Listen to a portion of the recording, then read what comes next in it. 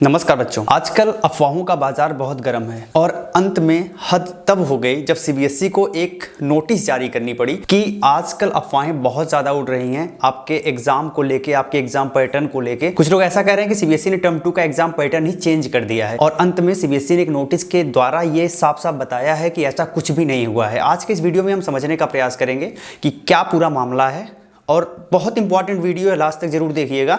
Last में आपको बहुत सारी चीज़ें क्लियर हो पाएंगी। तो ये गाइस, मैं अशोक सिंह और आप देख रहे हैं अलग क्लासेस। चलिए वीडियो को शुरू करते हैं।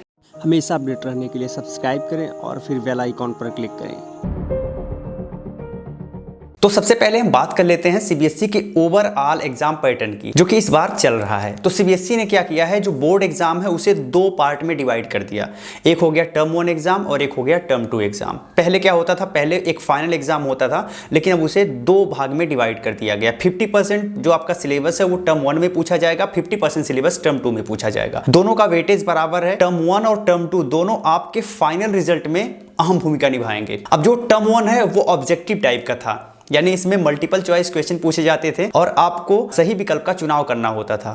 ठीक है, 90 मिनट का टाइम होता था। तो ये तो रहा टर्म 1 की बात। तो टर्म 1 तो आप दे चुके होंगे, पूरी बातें आपको समझ आ चुकी होंगी। अब हम सीधे चलते हैं टर्म 2 पर कि टर्म 2 में क्या होने वाला है। तो गाइस, टर्म 2 का जो एग्जाम है वो मार्च अप्रैल में होगा, यानी मार्च अप्रैल 2022 में टर्म 2 ऑर्गेनाइज होगा और ये डिस्क्रिप्टिव टाइप का होगा। ठीक है, ऑब्जेक्टिव टाइप का नहीं होगा, डिस्क्रिप्टिव टाइप का होगा। बहुत सारे कंडीशन है, हम आगे एक एक करके डिस्कस करेंगे। तो सबसे पहली चीज तो आपको ध्यान रखना है कि जो टर्म 2 एग्जाम है वो डिस्क्रिप्टिव टाइप का होगा और 2 घंटे का आपके पास टाइम होगा। सेंटर टर्म 2 के लिए भी जाएगा और सेंटर कहां जाएगा वो सीबीएसई डिसाइड करेगी। ठीक है, तो ये चीजें आपको ध्यान रखनी है। अब टर्म 2 में जो आपका पेपर है उसमें जो क्वेश्चन आएंगे हम उसको देख लेते हैं। तो आपका क्वेश्चन केस बेस्ड आएगा, सिचुएशन बेस्ड आएगा, इसके अलावा शॉर्ट आंसर आएगा, लॉन्ग आंसर आएगा। इस टाइप का प्रश्न आपसे टर्म 2 में पूछा जाएगा। अब दूसरी बात बहुत ध्यान से समझिएगा, ये तो हो गया डिस्क्रिप्टिव पेपर टर्म 2 के लिए, लेकिन यहां सिचुएशन अगर क्रिटिकल होती है, कोविड का दौर फिर से भयानक स्तर पर पहुंच जाता है और सब कुछ अस्त व्यस्त हो जाता है,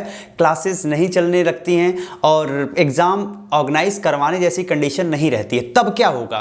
तो सीबीएसई ने कहा है कि तब हम ऑब्जेक्टिव टाइप का पेपर सेट करेंगे। ठीक है, कैसा ऑब्जेक्टिव टाइप का पेपर सेट करेंगे, जैसा आपने टर्म 1 में दिया है वैसा सेम वैसा पेपर सेट होगा, सेम वही पैटर्न होगा। और जो अगला 50% सिलेबस है, यानी कि अभी आप तो 50% दे चुके हैं टर्म 1 में, जो बचा 50% है उससे रिलेटेड इसमें क्वेश्चन पूछे जाएंगे। पूरी सिलेबस से नहीं, केवल 50% जो बचा हुआ है उससे इसमें क्वेश्चन बनेंगे और ऑब्जेक्टिव टाइप के होंगे। अगर सिचुएशन बहुत क्रिटिकल होती है तो, और एग्जाम अगर ऑफलाइन हो सकता है तो ऑब्जेक्टिव टाइप में ऑफलाइन एग्जाम आपको देना पड़ सकता है, लेकिन अगर ऑफलाइन एग्जाम नहीं होगा तो आपको ऑनलाइन एग्जाम देना पड़ेगा। तो ये भी आपको ध्यान रखना है। ठीक है, तो क्या हुआ कि अगर सिचुएशन नॉर्मल रही तो डिस्क्रिप्टिव पेपर होगा, अगर सिचुएशन क्रिटिकल रही तो ऑब्जेक्टिव पेपर होगा, लेकिन एग्जाम आपका होगा। ठीक है, हो सकता है कि एग्जाम आपको घर से भी देना पड़े। आगे हम और भी बातें करेंगे, चीजें और भी क्लियर हो पाएंगी। अब अगला प्रश्न ये आता है कि जो रिजल्ट हमारा आएगा उसमें टर्म 1 और टर्म 2 की क्या भूमिका होगी।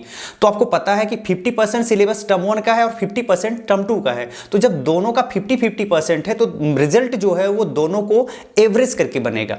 ठीक है, दोनों टर्म 1 और टर्म 2 को एवरेज करके आपका रिजल्ट डिक्लेयर किया जाएगा। अब अगले पॉइंट को समझना बहुत जरूरी है। अगर आप इसे नहीं समझेंगे तो समझ लीजिए आपने पूरी वीडियो को मिस कर दिया। ये पॉइंट समझिए। सीबीएसई ने कहा था कि अगर टर्म 1 एग्जाम के समय में सिचुएशन बहुत क्रिटिकल हो जाती है और टर्म 1 एग्जाम सेंटर पे जाके आपको देने की सिचुएशन नहीं रहती है और ये टर्म 1 एग्जाम आपके घर से होता है, आप अपने घर से देते हो, तो हम टर्म 1 का वेटेज कम कर देंगे। तो फाइनली आपने सेंटर पे जाके टर्म 1 एग्जाम दिया है तो टर्म 1 का वेटेज अभी बराबर रहेगा। अब इसके बाद हम चलते हैं टर्म 2 पर।